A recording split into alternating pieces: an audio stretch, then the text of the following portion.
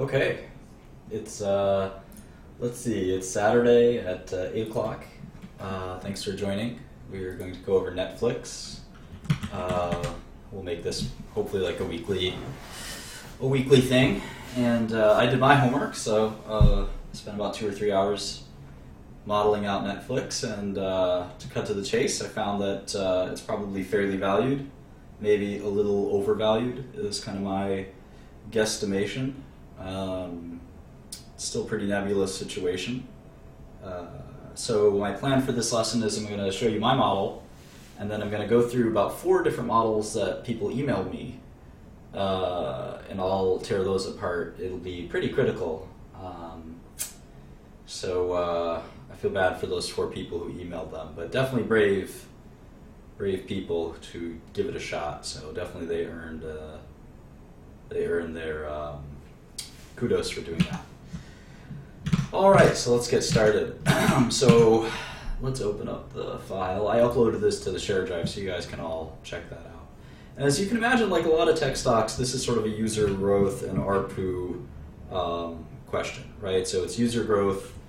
Netflix has 70 some odd million users, 71 million users, and the question is, when will that stop? Will they get to 250 million users or more at peak? And that's kind of what I've got here, is they will sort of functionally quadruple. Is that the right way to think about it? I should be dividing. Triple or quadruple. Yeah, about quadruple their users from here into 15 years from now. So basically, I'm assuming that there's a pretty fundamental shift towards online television, and that there will be no more traditional, or much less traditional television. But I'm not assuming that there's such a huge shift. As you can see here, I have US penetration for Netflix getting up to about 27%. And I'll tell you why I picked that number. And as you can see, tech investing, there's a lot of kind of predicting of the long term required. If Netflix gets to 50% or 80% penetration, there's no doubt you don't even have to do the math, although you should. In fact, I would say you do have to do the math. Let me take that back. You do have to do the math to tell whether the stock is a long or not. Right now, it's kind of, the stock is assuming that they'll get to about 25 to 27% long-term U.S. penetration. And that means paying U.S. customers who each pay about $100 to $200 depending on the inflation and the year. So we have to analyze the circumstances that might lead to, and how content creators are kind of trying to a certain extent, get their own content paid for without Netflix, and whether or not that'll work. And then Netflix obviously has some competition, the Hulus of the world and others. But the number one thing I looked at for user growth was actually just sort of the velocity. And velocity is a tricky thing. There's a lot of, I'll give you the graph of, let's do a graph of their domestic kind of user growth. So this is from 13 million, so it's kind of interrupted. I didn't go far back enough to know kind of how it was since inception. But if you look at it, it's sort of, and if you do the math in terms of year over years, they're at 15% user growth, which is healthy, very healthy, but you can see the law of large numbers is starting to catch up to them. And certainly for a company like Facebook, whose user growth I mapped out for a long time, you can see Netflix is in the maturity mode, whereas their international business is still in that logarithmic growth mode. And the international business is from scratch, so you can see it from 0 to 25 million, and they're still in that huge step function. The year over year for the international is 64% year over year. So the US business is down at 15% year over year. And I've never really seen these growth functions, once they start slowing down, they don't really stop, especially as they get to teens and single digits. So as an investor, you're going to have to watch Netflix very carefully. But for them to get to, that, 40, 50, 60% long-term penetration of U.S. market, and I drive the rest of the world based on a proxy to the U.S. market. So they would really have I think they would have a hard time doing that. Now, obviously, if they did that for 15% for 10 or more years, you could get to the inevitably 84%, 84% or so penetration. And then, in terms of international, you'd have something really ridiculous like 400 million users. Now you triple your money or so. That's not a great return for basically you're modeling out that Netflix takes over the world, that people only watch television through Netflix. This is a great way to look at a stock, is if you think, okay, what if the best case happens, right? What if the very, very, very best case happens? How much money will I make? That's a pretty important concept. And here, if the very, very, very best thing happens, which is that Netflix, in essence, almost every American is paying Netflix, and almost every international customer within reason is also paying Netflix. You're looking at, let's do a few more of these just to get a little more realistic in terms of if this would happen. You're looking at making, call it 4 or 5 times your money, which is obviously an amazing return, but you're also talking about something really outlandish, really an outlandish concept. That's going to be really, really hard to achieve. Even 50% penetration, I think, would be a miracle. So let's see what happens at 50% penetration. You can actually just the cool thing about these models is you can sort of check out what will happen in every circumstance. Here's something closer to 50% penetration, and got international. Typically, it's going to be double or triple. All right, so this is a pretty sanguine outlook as well. If they got to this level, you would triple your money. It's a $100 stock now, it would be worth $300, and that's if they got half of America and half of maybe the rest of the world to, or at least the kind of industrialized rest of the world, to become paid users of Netflix. So basically, if we just take some notes here, and we're also talking about margins staying the same and all these other things. So let's jot this down in my notepad. Bear with me for 2 seconds. All right.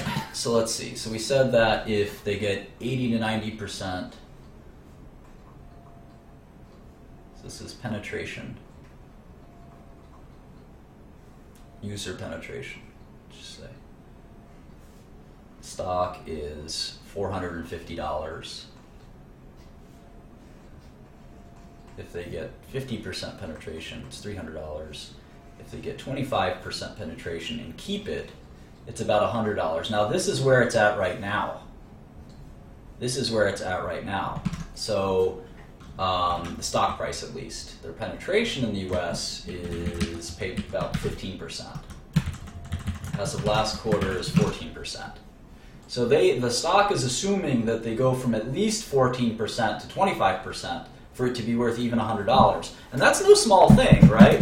I don't like it when I make an investment and the company has to do really, really well for me to even break even, right? To even break even on my investment.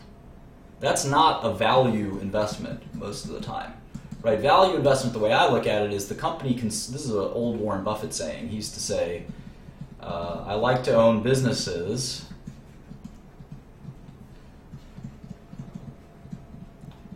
that, I'm paraphrasing here, that even if a moron CEO, maybe someone like me, is in charge, my investment will still be okay. And that's more or less what he said. And the point is that no matter how good the board of directors is, you'll get a bad CEO every now and then. It's not it's just sort of the nature of the beast. And in tech especially, you're gonna, especially if you're hoping on some long-term impact, they're not gonna go from 14% users to 25% users overnight. At least they haven't so far. Now you could argue that broadband is finally at a point where this could, they could have accelerating user growth, which is not a common phenomenon, but there's nothing that's stopping them from, say, for instance, going from 15% year over year to 20% year over year, I'd be really impressed, and the stock would probably go up 20 or 30% if that happened. Everyone's watching this user number like a hawk, because with users come revenue, and with revenue comes profits. And if you pay attention to the near term, Netflix isn't making money. In fact, if you look at their cash flow statement, they lost probably $300 million last quarter. On a GAAP basis, they made $43 million. On my adjustments, they lost about $50 million. Obviously, a company that loses money over the long term is worthless. So they need more users to get to that place. So the stock definitely assumes that they're going to maybe double their user base, which is pretty scary if you think about it. On one hand, the users are growing, but it's not like that they're growing a really enormous amount. They're growing just 15%. So if you did the model the way I did it, I got to fair value if US goes from 14 to 25 and international does a similar sort of growth, a really accelerated growth. So that's sort of a problem. And obviously, if anything below 25%, like if they stopped growing tomorrow and they stayed at 14% US, and then the international finished its growth trajectory to a higher place, the stock would be like $50. And so what are the things that are going to change user penetration? Well, one big thing is content creators are trying to create their own channel. So there's a lot of different kind of content providers, right? So you have, movies, TV shows, etc. And the old channel is sort of TV. The new channel is Netflix and Hulu and others. And so the point is that the content makers are now selling to all of these channels, and it's sort of a zero-sum game if you ask me, because someone's going to lose money because the content providers they sell their content and it's very expensive, right? That's the problem with Netflix, is 31% gross margins. Unlike most tech companies that have high gross margins, now Amazon has low gross margins too. But the point is that they can't really leverage the content, or it's unlikely that they'll be able to leverage content. As you know, with Making a Murderer, they are getting into the content game themselves. So it's so they'll occasionally make their own content, but obviously I think the content business has its own issues. Is Netflix going to be as good at content creation as they are about content delivery? The reason Netflix is popular is they have an install base, so people like Netflix, they talk to their friends about it. It's a great sort of user interface, etc. One amazing thing that I saw is that they are the number one in bandwidth. They are the number one bandwidth occupier, if you will, in the United States, which is pretty incredible. They have a number of cool things, content that they've got. Maybe that's their quote-unquote edge. But there's companies like NBC, CBS, and these companies have been in the content business for a heck of a long time. And if you look at their market caps, take some of the very biggest companies, let's say CBS, which I think is a $25 billion company, right? So if you look at Viacom, it's another sort of content media company. It's a $15 billion company. These guys create all of the content. Netflix is just the portal for it. I'm not trying to say that the portal is not valuable. The portal is valuable, but there's Hulu, there's Amazon. There's no shortage of competition. At the end of the day, all you really need to create a Netflix or a Hulu or an Amazon on demand is just simply cash, right? The servers and all of that are kind of, at the end of the day, pretty commoditized. So I wonder if this is really the business of the future, or if you look at kind of the same way cable started, right? Cable went to 90% or so penetration in the United States, and along the way, all of the companies, the Comcasts, if you study the history of cable, this is a good proxy, I would say. In fact, we'll make that as homework. The history of cable television. You had the Comcasts, the Clear Channels. Well, Clear Channel was more radio, so let's see. You had the Comcasts, and the Time Warners, and in New York area we've got Cablevision. And then you had, remember, these companies were all born from other companies through mergers. So let's look up a few of those mergers. Maybe this will work.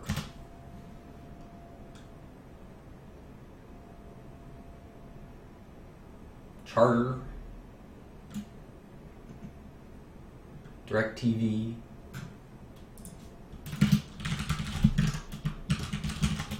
DirecTV is satellite, but it's not, you know. Here we go. 2 decades of cable TV consolidation. Here we go. Bright House Networks. Don't know who that is.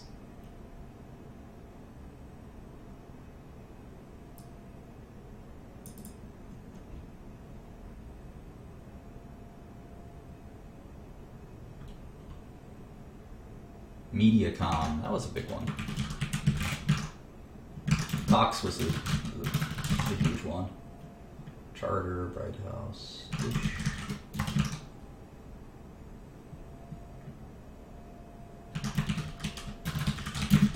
So the point is that, you know, no one player really dominated. If you look at, let's look at, you know, the other. Let's look at Comcast. Comcast, 140 billion. Let's take another look. Let's see about this one. All right, Comcast got to 146 billion market cap as the largest cable company. So if you think about Netflix becoming like that,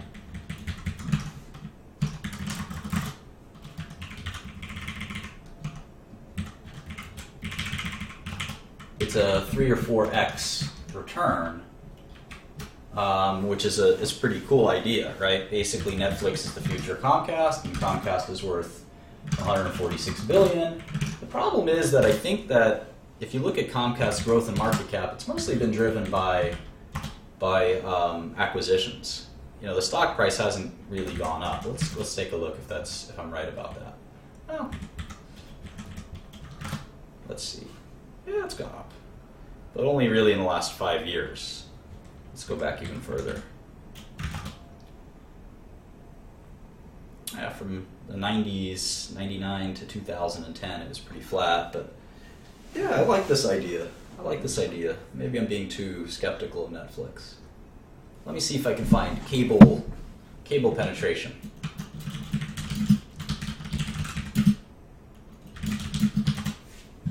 History.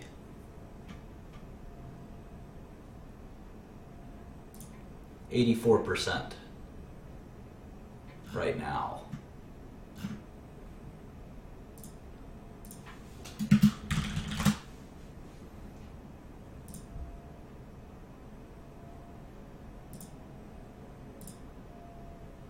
So radio,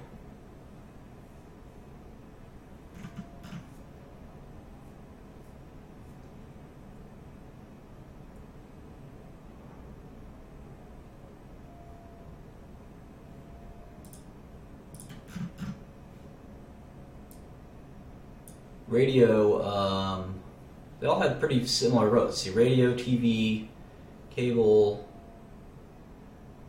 Where's Netflix? And this isn't the best graph because it doesn't have penetration percentage. This is growth. See if we can get. It a different way.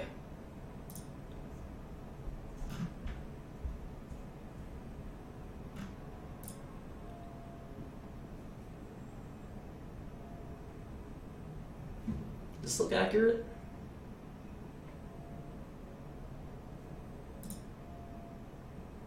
Huh.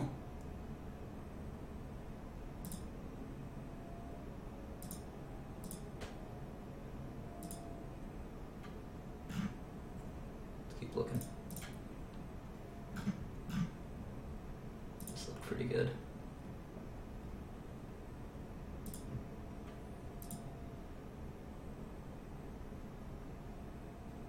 Doesn't have cable though. And you know, these are such steep growth curves. Netflix is, it's really not that steep. It's, You know, I have a feeling like it'll. Here we go. Here's a good one. Well, this doesn't have cable either.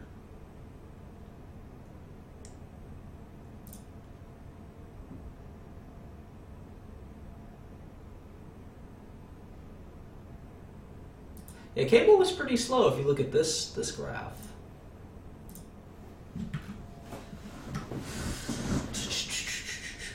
Cable in the 80s is in the 20s. Now is in the 40s. Cable plus ads with pay. Well, here's wired cable was 10% or 5%, and it got up to the 70s.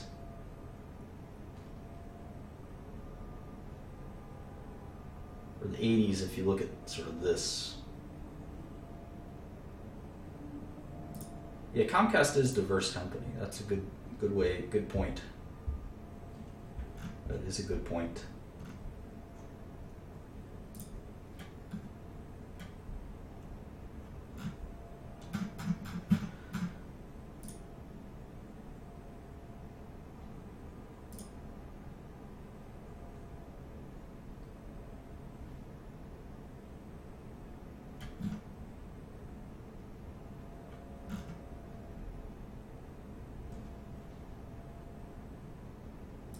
Well, so if you look at this, let's see.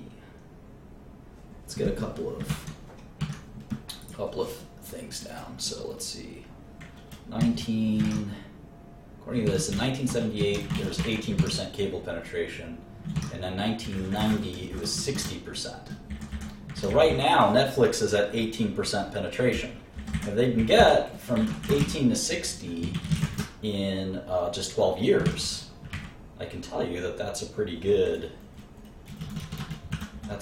number. That's 11% growth for 12 years, in essence.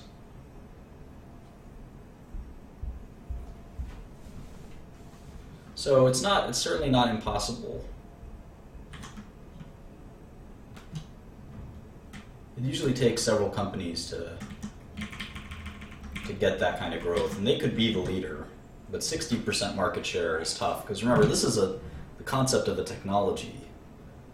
The entire technology gets from 18 to 60%, and that's all well and good, but for one player to get all of that is unlikely. So it seems to me like the most they can get is a fraction of that.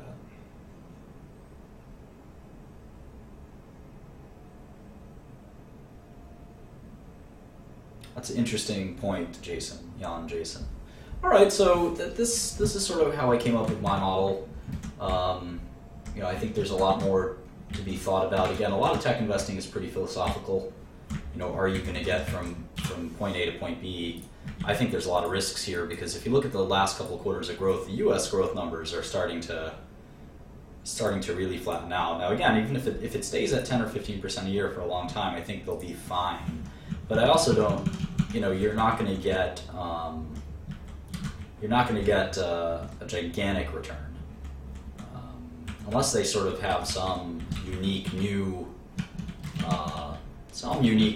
service. You know, then you might be able to double your money, but it certainly doesn't feel like an easy home run. If they add, I mean, they have a lot of users, they should be able to add some new service, and that's sort of the wild card. It's probably an okay long. You know, I know their biggest. I looked at their shareholder list. I don't typically care about this kind of stuff, but Tiger is a hedge fund that is the largest investment in this hedge fund. I have a lot of respect for the folks that run this hedge fund. So they're pretty bullish, and I think they have been for some time. I don't know how to look at that. Let's see, historical. Yeah, they've owned, well, they just bought it in 2015, so they didn't have many shares before 2015. I know Carl Icahn was a big fan, but I think he might have sold his Netflix. And I don't really care about other shareholders, but the discount rate of 7% I thought was okay. You know, pretty fair. But the more I look at it, I think it's pretty reasonable that they'll continue growth for some period of time. It's possible that they re-accelerate growth. That's what it'll be. It'll just sort of be very important to watch and sort of see what happens.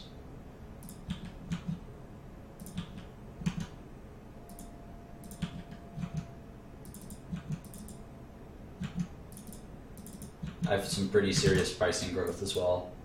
I guess the biggest thing that I'm fearful of is content providers creating their own content websites.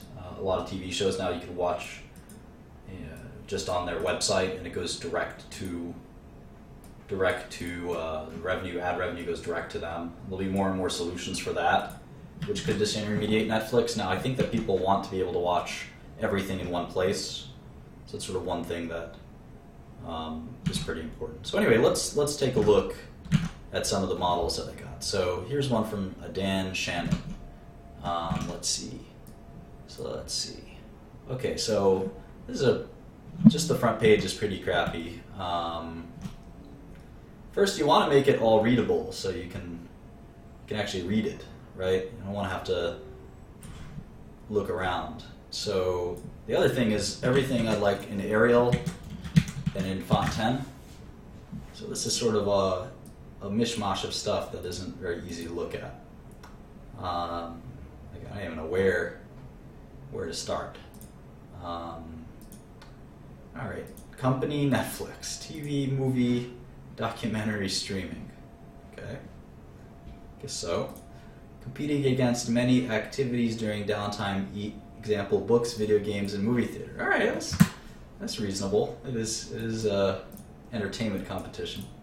Let's see if you got the shares outstanding right. Well, the shares outstanding is where you would put this, right? Because that's where the market cap is just multiplying the two. The shares outstanding is where you want to mark what quarter you got it from. Same thing with cash and debt, whereas enterprise value is just the subtraction addition of the two. You got all the numbers right, but the formatting is wrong. You want no decimal points, because if you have decimal points for this one, but you don't have decimal points for that one, that doesn't really make any sense. It's kind of hard to read. You want them all sort of the same. Stock price, obviously, you're going to have 2 decimal points. But the others, there's no need to know that there's $2,310,000,000 and $390,000. It's just 2.310 billion. I like that you took the notes here, but I think you should just take these notes and put them in the model. Like, it added 3.6 million users in Q3. I don't know why you need that. You could just put that in, the user numbers in here, right? And you have them in here, so there's no need to take that note,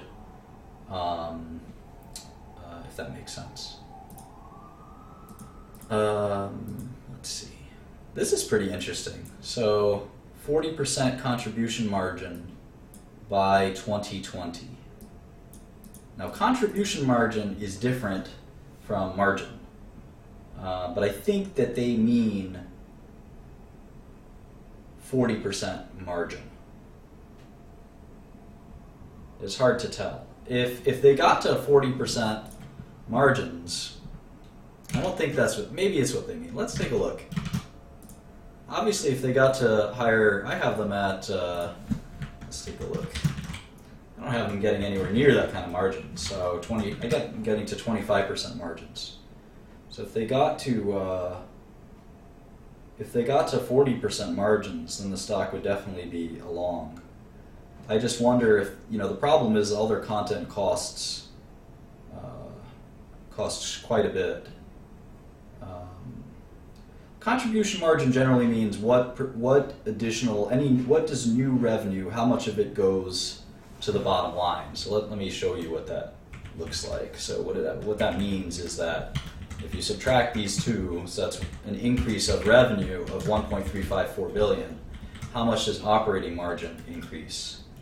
And here operating income is 400 million, so the contribution margin is 28%. So let me show you. In fact, we can actually make a contribution margin line.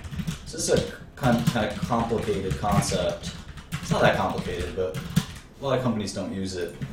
But in this sort of user and sub business, you kind of want do it. So contribution margin it's a measure of kind of efficiency and fixed cost, spreading revenue over fixed cost. So contribution margin is just simply revenue new minus revenue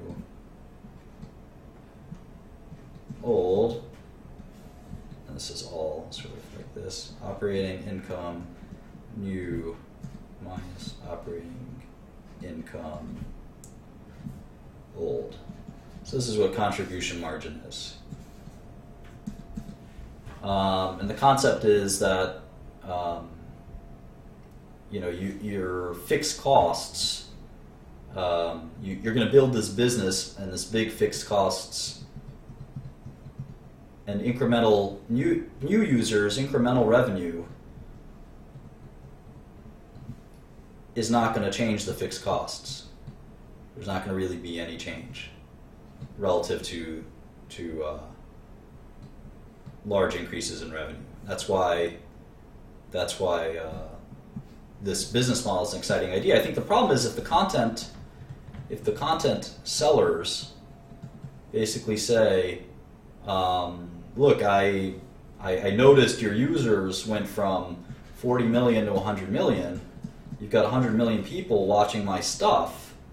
I want 2.5 times the cost. So I don't know that their margins are really going to grow that much. It would seem difficult. Now Netflix could also say, with that kind of power, they could sort of say, well, we got a lot of users, and you know what? I'm going to show a different network than your network because I don't need you guys. And I think there's probably some truth to that. So if they can get to 40% contribution margin by 2020, that'd be very impressive. I don't know that's likely. So if I give them 35% gross margins in the long run, that definitely eases the burden for sure for the growth requirements. They may not need to grow so much, so fast, and allow for whatever competition that may exist. So the stock could be a double if they roughly double their user base and have about 3 times the US users globally and have quite good revenue growth and good margin growth. All of that is sort of a really nice, well-managed situation for Netflix, right? They go from, just to compare their 2015 to 2020, they go from 7 billion in revenue to 25 billion in revenue and no profits to 5 billion in profits. That would be a Herculean situation, and you get a $230 stock instead of a $100 stock. Meanwhile, you have all kinds of risk. Now, the risk isn't as high as maybe I'm making it out to be. I mean, when you have 71 million users using your product, it's more likely than not that you're going to be able to hold on to them or grow them. So the discount rate is pretty fair. It could be even a little lower. There's no doubt that the wind's at their backs. But in any event, let's take a look at some of these models. This could be fun. I'm going to tease you guys a little bit. So yeah, one font for the whole model, and Calibri is kind of, I guess, Microsoft's crappy font. This is a model from Neil Stanford. I don't quite understand this. This makes no sense whatsoever. You have cash. This is supposed to be $2.5 billion of cash, right? And $5.9 billion of debt. They don't have $5.9 billion of debt. They have $2.4 billion of debt. It looks like this guy has trouble reading, which is a fundamentally important skill. Let's see.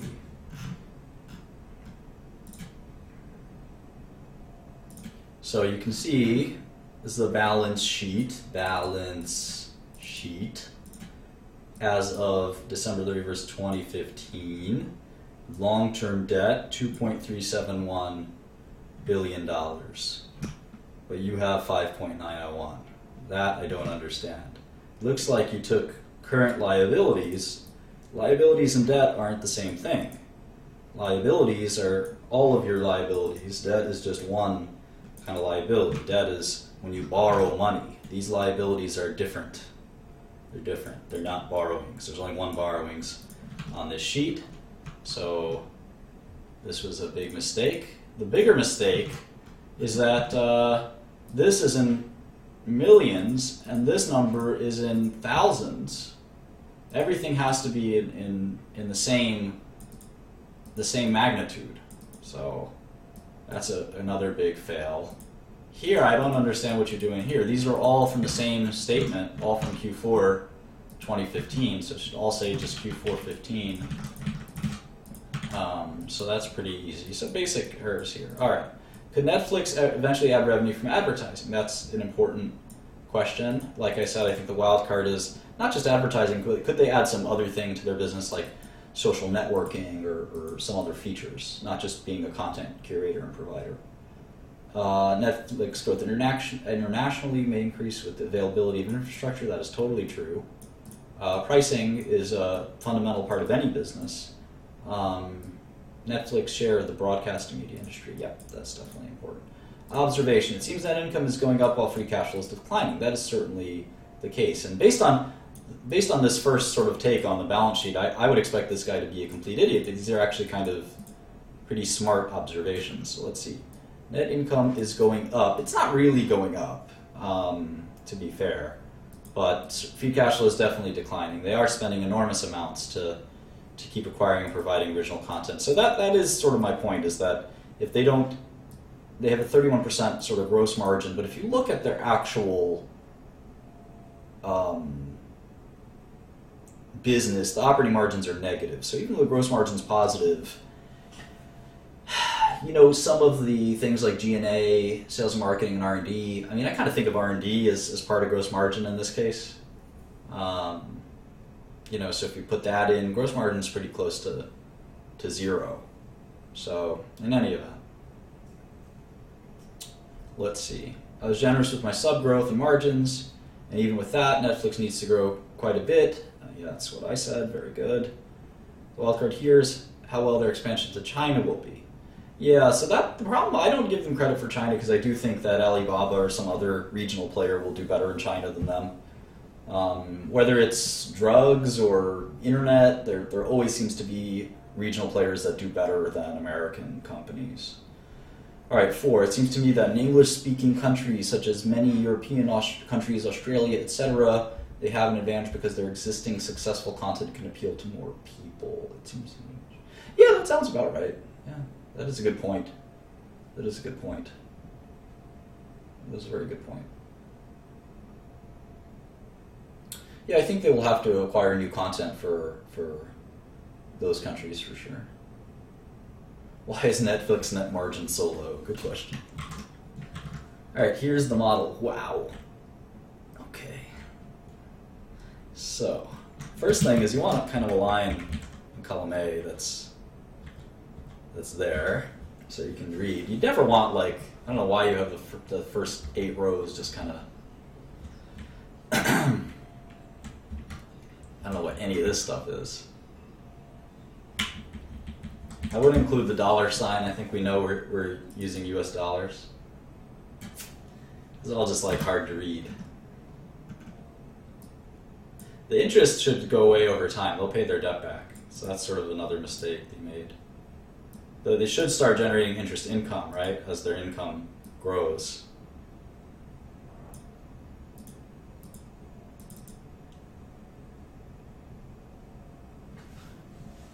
Not sure how you're getting this marketing cost. This is interesting. 25% of revenue. I don't know.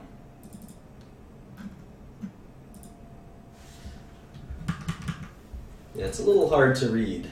And I think that assuming that their international members will equal or be just slightly ahead of their US members doesn't sound right. I think they'll have way more international members than US members over time.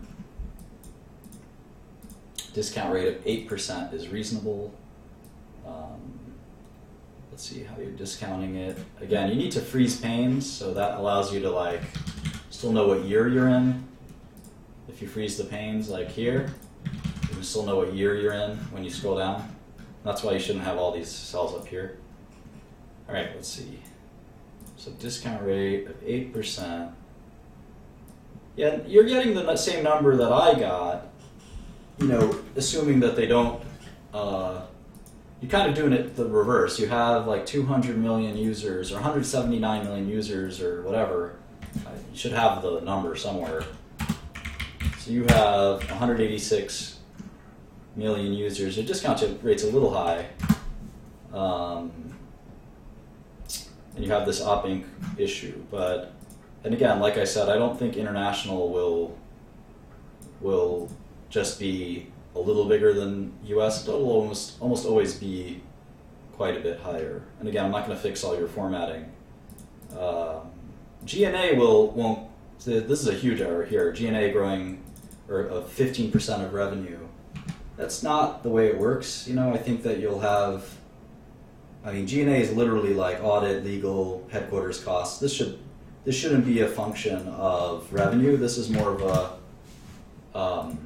a year-over-year concept. G&A should, at huge scales, G&A should be pretty efficient. R&D is kind of similar. Marketing is not. Marketing does drive revenue, but R&D and G&A is kind of business model based more than percentage of revenue based. So those should decline over time. So let's see, my model in 2030, how much revenue do you have? 29 billion. Let's see how much I've got. Let me open mine. 2030, I've got 48 billion. And then for operating income, you have 5 billion, and I have 15 billion. When I have 35, let's see, when I have 29, I have like 7 or 8 billion, 7.5 billion of pre-tax. So that's my point, is that these numbers are a little screwy in terms of costs.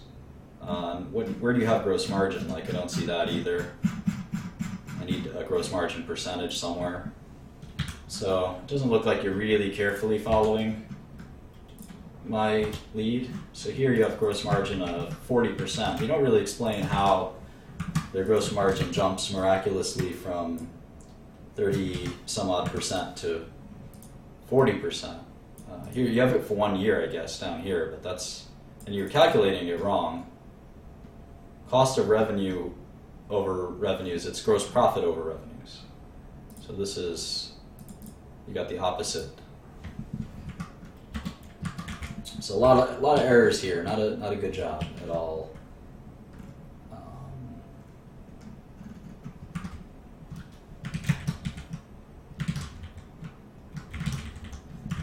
And not very readable, like I said. Kind of poorly done. But, you know, conceptually, I think you're thinking about the right things, which is more important. You can figure out how to do the Excel stuff later. But conceptually, I think you've got your sort of head screwed on in terms of, like, some of these things that you're thinking about, I think are pretty impressive.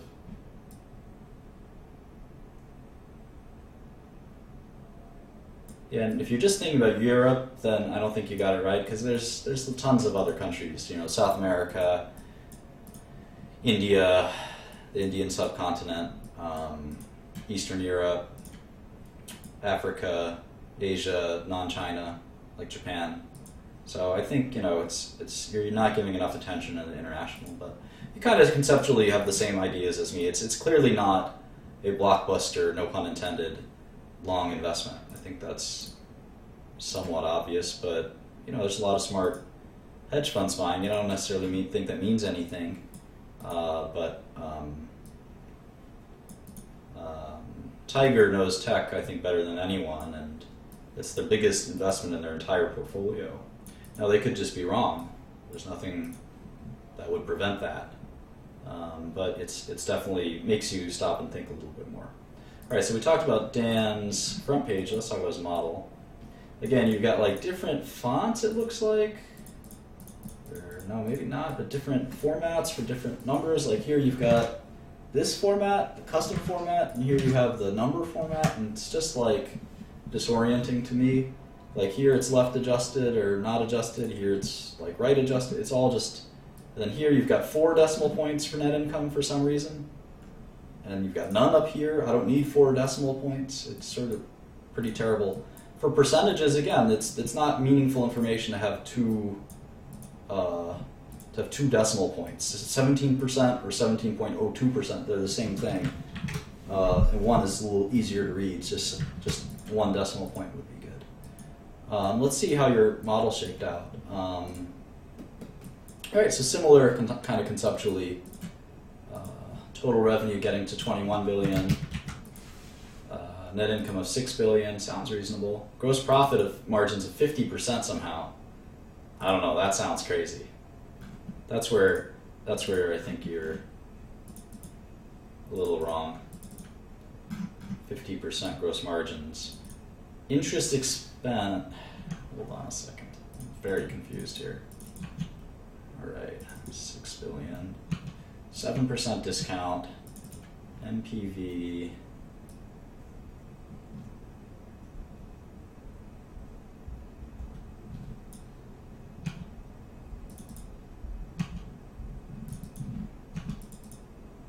Yeah, I think the margins are too high. You know, I have this amount of net income with double the revenue. So you have to explain how and why you think those margins are going to grow so much. And you're driving it the wrong way. This cost of revenue doesn't make any sense. You should be forecasting using a gross margin number, because they have to pay their content makers, presumably based on their user base. The content makers will say, all right, I made a TV show, how many people are you going to show it to? They're going to say, all right, this is how much I'm going to charge you. I don't think they can get the, I don't think they can, if they take over everything, the content makers are going to charge them the same thing they charge the cable companies. I mean, think about it. If you're a content maker and Netflix replaces cable, you're going to charge Netflix whatever you were charging the cable companies. That makes sense, right? If you're ESPN, you're not going to, so it'll cost more money as Netflix gets more popular. So their margins, I don't think, will improve very much at all, to be honest. So I think unless you sort of specify why you think gross margins will literally double, this model sort of suffers terribly from that error. All right, let's see who else. Kyle sent me this model. Again, I can't read this without moving over, but it looks like you got the cash and debt stuff right, and all the formatting is right. That's good. And this was kind of the best front page yet, because it had the DVDs section, which is, do people still buy these? LOL. Definitely a 10 out of 10 there. Thank you. Hulu is 9 million, so that's great. I didn't know that.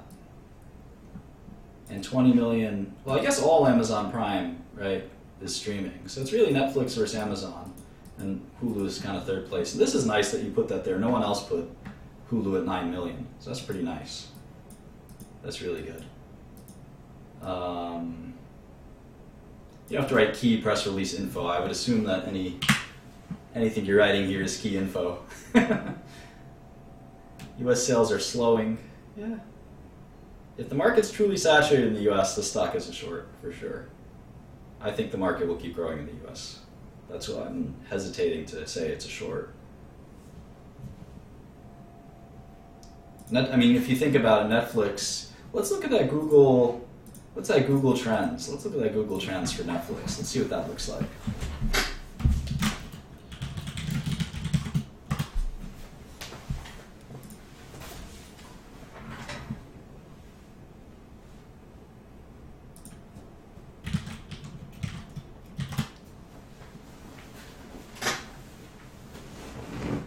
Should be at all-time high, exactly. I think Netflix is just gaining more and more momentum, to be honest. I think they're gonna get a lot of share in the U.S. So that's why I'm very hesitant to say it's a short, and I can't tell when that'll stop either. And that's the problem with technology; it's extremely unpredictable. Amazon Prime, the content providers themselves, I think, are the key competition. You know, again, watching the OJ show recently. I watch it straight on the FX Network's website, and you're going to see HBO Go and all these other content providers kind of just have their own deployment. All right, so here's your model, It's a little better than most. You're still using Colibri 12, which I think is the gold standard is Arial. You don't freeze your panes, which is a huge mistake. As you can see, I can look it down here, but I don't know what quarter this is. What quarter is this? I don't know. I have to guess. That's not useful. Then I have to look back up, then look back down, then look back up. This is basically worthless. So if you go Window, FF, Alt W, FF, freeze panes, or you click up here, it'll freeze it so that I can see, this is Q3, this is, And if someone hands me a model that I can't even read, I don't even look at it. So what is this? M year over year. This is marketing year over year. Well, why not copy and paste this for several quarters? That doesn't make a lot of sense, does it? And here, you need to adjust these. Like, there's a lot of little details. And if you have a process, all your models will come out looking the same, like mine, really good. Very uniform. You see, every format's the same, everything's readable. And you need some kind of uniform format, or otherwise it'll kind of be a disaster. So this guy, Barack Osama, didn't use his real name. I don't know what he's doing. This is all in thousands. I think in millions is a good idea. This should be from Q4 15. Let's see about this. Whoa. So this is zoomed out. I would keep it at 100. This looks pretty good. I don't know about this. This looks like a big mistake. Shares for Q4. All right, let's look at NPV. Wow, just a total whiff here. Couldn't do it. 10% discount rate's a little high. You have a very bearish outlook on Netflix here. So you think the whole company is worth $1 billion or $2 per share. All right. There's a lot of people who disagree that it's going to go from 98 to 2, but these things do happen. And they certainly do happen. All right, let's look at Kyle's model. What would he come up with? $164 a share, so a little bit higher than right now. Let's see how he got there. Well, his gross margin's appropriately low, but his revenue of $72 billion seems rich. Looks like he's got the idea for operating expenses. All right, so I think the winner is Kyle. I think he had the best model. Not pretty. Actually, I take it back, because he's growing revenue without doing the user stuff. So forget Kyle. Actually, this is garbage. You can't just say, I'm going to think it's going to grow 17% a year. You got to be able to show why, because if you just do this, you can forecast this in perpetuity, and you'll never realize that there's a boundary of some kind. There's some sort of bound. You have to research, how did Facebook, where did they stop? Facebook has sort of stopped growing at about 50% of US users. So that would be a reasonable way to look at it. But cable is another way to look at it, right? Cable got up to 60 to 80% penetration. But again, not one company can't have all that share. So this guy's model is just a little wacky. I mean, Netflix is going to grow. They're not going to stop growing, and that's, again, I don't know what this is. You have them declining by 2%. Meanwhile, their user growth is like enormous, like 30% user growth. So I don't know how total revenue is going to decline by 2%. That doesn't make any sense. If their users are growing by 20 or 30% a year, how could their revenue decline? So I hope that gave you some stuff to think about. No one had a really good model, but that's okay. So why don't we try doing another company together? Maybe you guys can vote. We'll do another US company, because that was pretty hard for most people. A foreign company would just be practically impossible. We can do Priceline. We can do Expedia.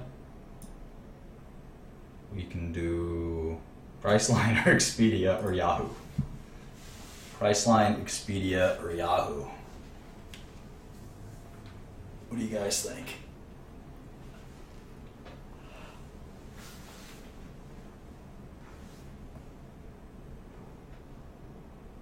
lot of these are foreign, and I don't want to trick or confuse you guys. All right, let's do Yahoo. Let's do Yahoo. That'd be fun. All right, so this time, same place, same time, next week, 8 o'clock. Have your Yahoo model ready. Email it to shkrelimartin@gmail.com. And, if you email it to me, I guarantee you if you go through the effort to email me your model, I'll give you personal advice on it, show you what you did wrong, etc. I love finance. I love looking at forecasts and numbers. I love hearing what you think about companies. It's a lot of fun. So feel free to do that. And I'll have my own Yahoo model ready next week, this time next week, 7 days from right now. All right, so thanks a lot for joining. I hope you learned something. And next time I'll also have a little bit of a lesson plan. I'm going to go through some of Warren Buffett's teachings in addition to doing the Yahoo thing. So maybe we'll try to get like a 2-hour session. And maybe I'll do that tomorrow. I don't know. Stay tuned. It's pretty impromptu, as you guys know. All right, thanks again. Have a good one.